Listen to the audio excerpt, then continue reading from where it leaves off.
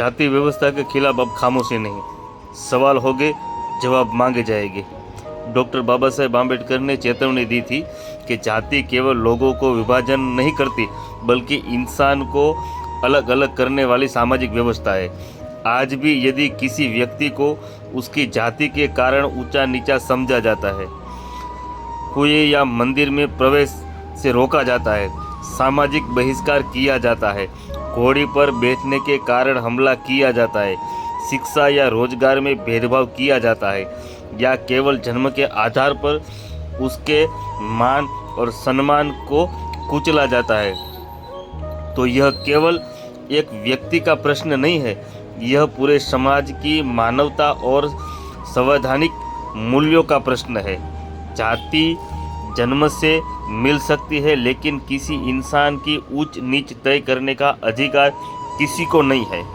भारत का संविधान कहता है कि कानून की समक्ष सभी समान है, भेदभाव के विरोध में सभी को संरक्षण प्राप्त है, अस्पृश्यता का कारण उन्नत किया जाता है, प्रत्येक व्यक्ति की गरिमा की और सम्मान की रक्षा की जानी चाहिए।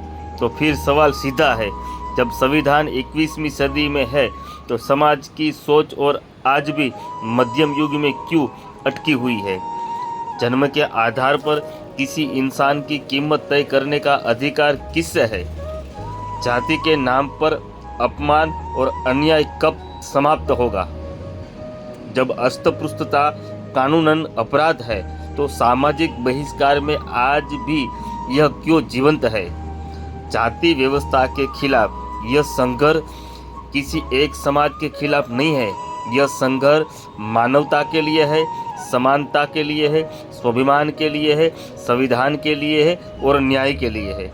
हमारा संघर्ष किसी व्यक्ति के विरुद्ध नहीं है, बल्कि अन्यायपूर्ण मानसिकता के विरोध में है। जाति के नाम पर अपमान स्वीकार नहीं करेंगे, अस्पृश्यता स्वीकार नहीं करेंगे, भेदभाव स्वीकार नहीं करेंगे, अन्याय के सामने अब खामोश नहीं रहेंगे। पहले इंसान, जाति बाद में। मानव गरिमा सर्वोपरि है। जाति व्यवस्था तोड़ो, संवैधानिक समानता जोड़ो। इसलिए तो हमारे महापुरुषों ने बोला है कि शिक्षित बनिए, संगठित रहिए और संघर्ष करिए।